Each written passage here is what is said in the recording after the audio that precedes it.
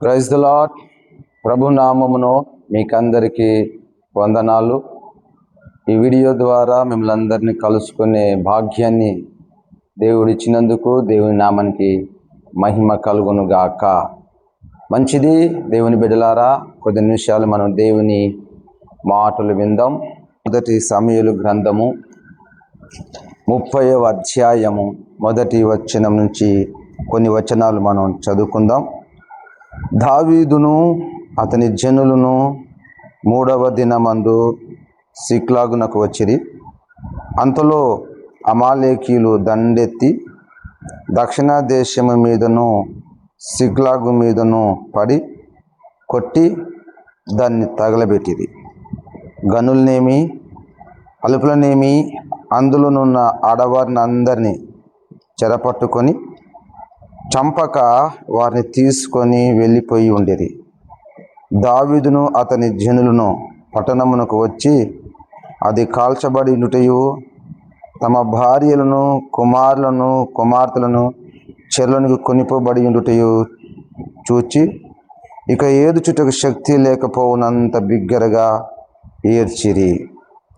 ఇశ్రాయేలీయురాలైన అహీనోయము కర్మేలీయుడైన నాబాలు భార్యను అబిగాయిలు అను దావీదు ఇద్దరు భార్యలను చెరలోనికి కొనిపో చూచి దావీదు మిక్కిలి దుఃఖపడెను.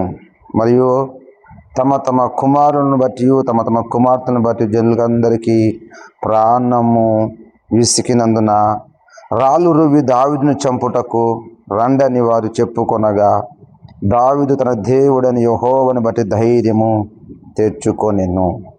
హల్లెలూయా. దావీదు ఆ దినాల్లో ఇంకా ఇశ్రాయేల్ ప్రజలకు రాజుగా నియమింపబడలేదు. సమూయేలు చేత అభిషేకించబడ్డాడు రాజుగా, కానీ ఇంకా నియమింపబడలేదు. అలాంటి ఆ దినాల్లో సౌలు చేత దావీదు తరమబడుతున్నాడు. దావీదు ఎక్కడ ఉన్నా, ఏ స్థలంలో ఉన్నా సౌలు ఒకటే ఒక పని, దావీదును తరమడము, అతను పట్టుకొని చంపాలి. అలాగూ దావీదు సౌలు చేత నుంచి తప్పించుకొని ఫిలిస్తీన్ల దేశంలోనికి వెళ్ళారు. వెళ్ళి సిక్లాగు అనే ప్రాంతంలో వారి నివాసం ఉంటున్నారు. దావీదు అక్కడ లేని, ఆ సిక్లాగు ప్రాంతంలో లేని సమయంలో దండెత్తుకొని వచ్చి, అంటే అమాలేకీయులు వచ్చి దక్షిణ దేశం మీదను దావీదుతో పాటు ఉన్న అనుచరులు సిక్లాగు ప్రాంతంలో నివాసం చేస్తున్నారు కదా, ఆ సిక్లాగు ప్రాంతం మీద పడి ఆ ప్రాంతాన్నంతా పాడులేపి, ఆ ప్రాంతాన్నంతా తగలబెట్టి, ఆ ప్రాంతాన్నంతా నిర్మూలన చేసి, ఆ ప్రాంతం అంతటి దోచుకొని దావీదు యొక్క భార్యలను, తన అనుచరుల యొక్క భార్యలను చెరపట్టుకొని వారి పిల్లలను, కుమారులను, కుమార్తెలను, ఒక రకంగా చెప్పాలంటే వారిని అంతటిని దోచుకొని వెళ్ళిపోయారు. దావీదు తనతో పాటు ఉన్న వారందరూ వచ్చి చూసి తలకలా ఆ ప్రాంతం అంతా భయంకరముగా కాల్చబడి, తమ భార్యలు, తమ పిల్లలు, తమ పశువులు, తమ ఆస్తి ఏమీ లేకపోవటం చూచి వారు ఇక ఏడ్చుటకు శక్తి లేకపోనంత బిగ్గరగా ఏడ్చిరి కదా. Praise the lord. శత్రువు వారి భార్యలను, వారి పిల్లలను, వారి ఆస్తిని, వారి కలిగినదంతా దోచుకొని వెళ్ళిపోయారు. ఇప్పుడు ఏం చేయబడ్డారంటే శత్రువుల చేత దోచుకొనబడ్డారు. వారి సంతోషము దోచుకొనబడింది, వారి ఆనందము దోచుకొనబడింది, వారి భార్యలు దోచుకొనబడ్డారు, వారి కుటుంబము, వారి పిల్లలు, వారికి ఉన్నవంతా దోచేసుకున్నాడు సైతాను, శత్రువు, అపవాది కదా. ఇప్పుడు వారు అక్కడికి వచ్చి చూసిన తర్వాత ఇక ఏమి అక్కడ వారికి లేదు. వారి పిల్లలను బట్టి వారికి దుఃఖము, వారి పిల్లలు లేకపోవుట, వారి కుమారులు లేకపోవుట, వారి ఇల్లు, వారి గృహాలు లేకపోవుట చూసి వారికి చాలా వేదన, వారికి నివాస స్థలం లేకపోవుట, అవన్నీ కాల్చబడుట, వారి ఆస్తులు, వారి పశువులు చెరలోనికి కొనిపోబడుట, శత్రువు పట్టుకొని పోయాడు, శత్రువును దొంగలించాడు కదా. అందరికీ ఏడ్చుటకు శక్తి లేనంతగా ఏడిసి బలహీనులైపోయారు. దావీదుతో పాటు ఉన్న వాళ్ళందరూ ప్రాణము విసికి, ఎందుకు ప్రాణం విసికిందంటే ఆల్రెడీ సౌలు తరుముతున్నాడు. ఎక్కడెక్కడో దాక్కోవలసి వస్తుంది, గుహల్లో, కొండల్లో, అడుగులు, ఎక్కడెక్కడో పొదల్లో, ఆ చాటున ఈ చాటున వీరి ప్రయాణం అంతా తరమబడుతున్నారు. వీరి జీవితం అంతా తరమబడుతున్నారు. ఎక్కడికి పోయినా వీరికి ఇబ్బందులు కలుగుతున్నాయి. ఇప్పుడు వచ్చి చూసేసరికల్లా భార్య లేదు, పిల్లలు లేరు, వీళ్ళెవ్వరూ లేరు. ఏమి జరిగిందో వీరికి అర్థం కావట్లేదు. ఎక్కడికి వెళ్ళాలనో, ఎవరిని అడగాలనో, తమ భార్యలు, తమ పిల్లలు వారు బ్రతికి ఉన్నారా లేదా ఏమి సమాచారం తెలియదు కదా. అలాంటి సమయంలో వీళ్ళందరూ దావీదును రాళ్ళు తీసుకొని చంపాలనుకున్నారు. కానీ దావీదు తన దేవుడైన యెహోవాను బట్టి ధైర్యం తెచ్చుకున్నాడంట. ధైర్యం తెచ్చుకొని ఎఫోదును ధరించుకొని యెహోవా యొద్ద విచారణ చేస్తే ఏమని చేశాడంట? 7వ వచనమును చదివితే, నేను ఈ దండును తరిమిన ఎడల దాన్ని కలుసుకొందునా అని యెహోవా యొద్ద దావీదు విచారణ చేయగా, యెహోవా తరుముము, నిశ్చయముగా వారిని కలుసుకొని తప్పక నీ వారిని అందరినీ దక్కించుకొందు అని సెలవిచ్చెను కదా. ఒక తీర్చేమో భార్య లేదు, 2 భార్యలు లేరు, పిల్లలు లేరు, తనకున్నదంతా శత్రు దోచుకొని పోయాడు. ఇప్పుడు తన వెంట ఉన్నవారే తాను చంపాలనుకుంటున్నాడు. ఇలాంటి సమయంలో ఎలాగ ఉంటుంది? నీవైతే ఏం చేస్తావు? మనమైతే ఏం చేస్తావు? ఇలాంటి సమయంలో మనల్ని నమ్ముకొని మనతో ఉన్నవారు, మనల్ని నమ్మిన వారు, నీతో ఉంటామయ్యా, నేను నీ వారమయ్యా అన్నవారు ఇప్పుడు ఏమంటున్నారంటే దావీదును చంపేయాలి అని రాళ్ళు తీసుకున్నారు. కానీ దావీదు తన దేవుడని యెహోవాని బట్టి ధైర్యం తెచ్చుకొని దేవుని యొద్ద విచారణ చేసి, దేవా యెహోవా, ఈ సైన్యం నేను తరుముతే నేను వారిని నా చేతికి అప్పగిస్తావా? వారిని నేను దక్కించుకుంటానా? నా పిల్లలు, నా భార్యని దక్కించుకుంటానా అంటే దేవుడు అన్నాడు, తరుముము, నిశ్చయముగా నువ్వు వారిని కలుసుకొందువు అని చెప్పాడు కదా. హల్లెలూయా.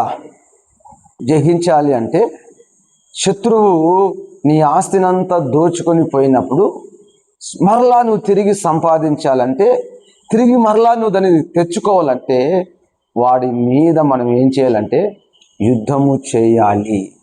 యుద్ధము చేయకపోతే నీకు జయము అనేది కలగదు. శత్రువును జయించలేవు. చాలామంది జయించలేక, యుద్ధము చేయలేక రాజీ పడిపోతారు కదా. ఈ రోజుల్లో శత్రువు నిన్ను, నన్ను, దావీదును, తన అనుచరులను దోచుకున్నట్లుగా నిన్ను కూడా దోచుకుంటున్నాడు. నీ సంతోషాన్ని దోచుకుంటున్నాడు, నీ ఆనందాన్ని దోచుకుంటున్నాడు, నీ ప్రార్థన జీవితాన్ని దోచుకుంటున్నాడు, నీ రాబడిని దోచుకుంటున్నాడు. నీ కుటుంబంలో ఉన్న ప్రతి విధమైన ఆ సంతోషానికి కారణమైన వాటిని అన్నిటినీ శత్రువు దోచుకొని నేను దుఃఖములోనికి, వేదనలోనికి, బాధలోనికి, ఇబ్బందులోనికి, వేదనకరమైన పరిస్థితుల్లోనికి నెట్టివేస్తున్నారు. కొంతమంది నిస్సాయులైపోయి, కొంతమంది బలహీనులైపోయి ఇక ఏమి చేయలేక అలాగే దోచుకొనబడిన వారి ఆ జీవితాలను, ఆ దోచుకొనబడిన ఆ బ్రతుకులను అలాగే బ్రతుకుతూ ఉన్నారు కదా.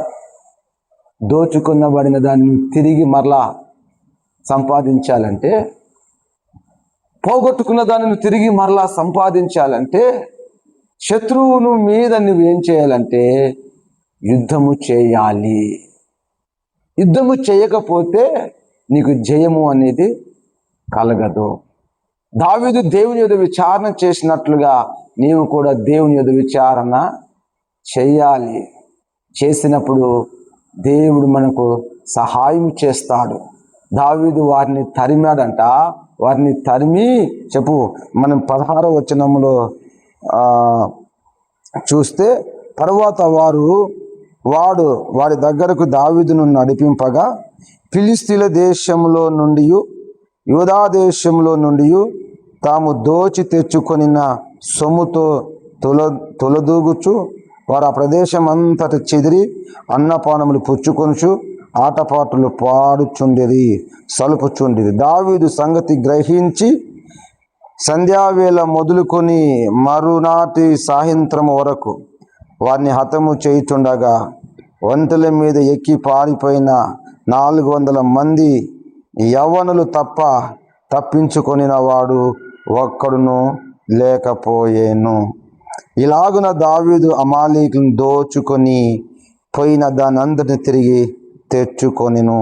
మరియు అతడు తన ఇద్దరు భార్యలను రక్షించెను. ఎలా రక్షించగలిగాడు? ఎలా శత్రువు దోచుకుని పోయిన దాన్ని మరలా దావీదు తెచ్చుకోగలిగాడంటే అమాలేకీలతో యుద్ధము చేశాడు. Praise the lord. నన్ను మనల్ని దోచుకుంటున్న శత్రువు నీ ఆత్మీయ జీవితమే కావచ్చు, నీ ప్రార్థన జీవితమే కావచ్చు, నీ విశ్వాసమే జీవితమే కావచ్చు, దేవుని సన్నిధానములో సంపాదించుకున్నది మన ఆత్మీయ జీవితాలు. దేవుని సన్నిధానంలో మనం సంపాదించుకున్నది అది ఏదైనా, దేవుడు మనకిచ్చినది ఏదైనా ఒకవేళ శత్రువు దోచుకుంటే బాధపడేవారి కాకుండా తిరిగి మరలా దాన్ని పొందుకోవడానికి, దోచుకునబడిన దాన్ని తిరిగి మరలా సంపాదించుకోవడానికి నువ్వు శత్రువుతో యుద్ధము చేయాలి. యుద్ధము చేయాలంటే ధైర్యం కావాలి. యుద్ధం చేయాలంటే తెగింపు కావాలి. యుద్ధం చేయాలంటే చెప్పు ఏముండాలి? రోషము ఉండాలి. ఈ రోషము, ఈ ధైర్యము నీకు లేకపోతే నువ్వన్నీ కోల్పోతూ, నష్టపోతూ, ఇబ్బందులు పడిపోతావు కదా. అలాగే సౌలు రాజుగా ఉన్న దినాల్లో ఇశ్రాయేల్ ప్రజలు ఫిలిష్తీయులు యుద్ధము జరుగుతున్నది, కానీ ఒక్కడు యుద్ధం చేయట్లా. 40 దినాలు అయింది, ఒక్కడంటే ఒకడు యుద్ధం చేయడానికి ముందుకు రావట్లేదు. కానీ దావీదు ఇశ్రాయేల్ పక్షమున యుద్ధం చేసి గొలియాతును చంపి ఇశ్రాయేలుకు గొప్ప జయాన్ని ఇచ్చాడు. ఈ 40 దినాలు సౌలుతో పాటు ఉన్న సైన్యాధిపతులను, ఇశ్రాయేలు సైనికులు కూడా యుద్ధానికి పంక్తులు తీరుతున్నారు, కానీ యుద్ధానికి వెళుతున్నారు, కానీ యుద్ధము చేయట్లా. ఎందుకు? గొలియాత్ అంటే వారికి భయం. అతను మాట్లాడుతున్న మాటలకు భయపడుతున్నారు, దడుచుకుంటున్నారు, భయపడిపోతున్నారు. ఒక రకంగా పిరికివారు అన్ని పోగొట్టుకుంటారు, ధైర్యవంతులు తిరిగి సంపాదించుకుంటారు. నువ్వు పిరికివాడిగా ఉన్నంత కాలము నువ్వు సమస్తమును పోగొట్టుకుంటావు. నీ దేవుడని యెహోవాను బట్టి దావీదులాగా ధైర్యం తెచ్చుకొని శత్రువుని తరుము, అపవాదిని తరుము. నిన్ను దోచుకున్నవాడు, నీ జీవితాన్ని దోచుకున్నవాడు, నీ ఆత్మీయ జీవితాన్ని, నీ ప్రార్థన జీవితాన్ని దోచుకున్న, నీ సంతోషాన్ని, నీ ఆనందాన్ని దోచుకున్న వాడిని తిరిగి అది తెచ్చుకోవాలనుకుంటే నువ్వు వానితో యుద్ధం చేయాలి. ప్రాణం పెట్టినంతగా పోరాడాలి, తెగించాలి, వైరాగ్యముతో పోరాడాలి. అప్పుడు దేవుడు నీకు గొప్ప జయాన్నిచ్చి నువ్వు పోగొట్టుకున్న దాన్ని, నువ్వు నష్టపోయిన దాన్ని, నువ్వు పాడు చేసుకున్న దాన్ని అంతటిని తిరిగి ప్రభువు మనకు అనుగ్రహిస్తాడు. దావీదు ఎలాగైతే తిరిగి తెచ్చుకున్నాడో నేను అలాగే తిరిగి తెచ్చుకున్నట్లుగా దావీదులాగా మనం ఏం చేయాలంటే యుద్ధం చేసేవారిగా ఉండాలి. హల్లెలూయా. మంచిది. ఈ మాటలు ప్రభు దీవించి ఆశీర్వదించునుగాక. ఆమేన్.